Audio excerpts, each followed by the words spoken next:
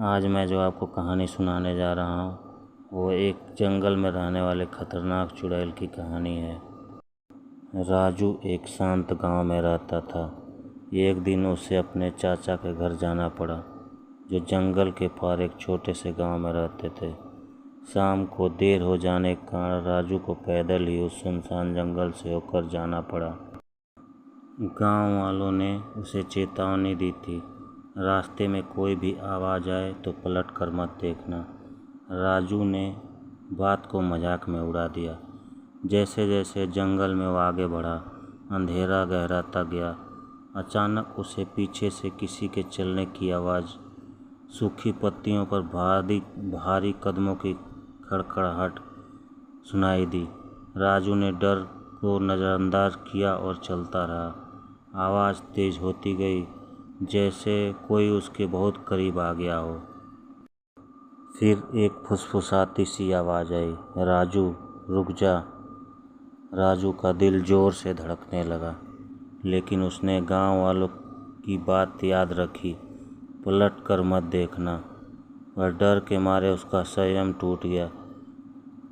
थोड़े देर बाद उसने जैसे ही पीछे पलट कर देखा, एक बिना चेहरे वाली औरत उल्टे पैरों के साथ उसके पीछे खड़ी थी।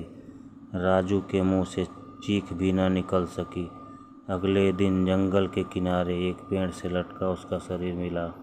आंखें खुली थी और मुंह पे जैसे डर और गांव वाले अब और साया नजर आ रहा था। पलट कर मत देखना अब ये सिर्फ एक चेतावनी नहीं, कानून बन गया।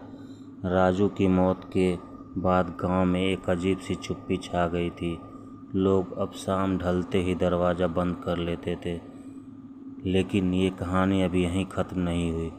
राजू की छोटी बहन नेहा, जो शहर में पढ़ रही थी, जब उसे अपने भाई राजू की रहस्यमयी मौत की खबर मिली तो वह गांव लौटकर वापस आई। गांव के बुजुर्गों ने फिर चेतावनी दी, उस जंगल में मत जाना और गई तो पीछे मत देखना। लेकिन नेहा ने ठान लिया था। एक रात चुपके से वह उसी रास्ते पर निकल पड़ी जिस रास्ते पर राजू की मौत हुई थी। जंगल में घुसते ही अजीब सी ठंडक महसूस हुई। पेड़ों की शाखाएं जैसे फुसफुसा रही थी और फिर वही आवाज़ आई, नेहा मत जा। नेहा का दिल कांप उठा, लेकिन वह रुकी नहीं। कुछ कदम और चली और अब वो आवाज़ बहुत पास थी, नेहा देख मुझे। नेहा ने आंखें बंद कर ली और गांव वालों की बात दोहराती रही, पलट कर मत देखना। पर तभी एक जानी पहचानी आवाज़ ने पुकारा,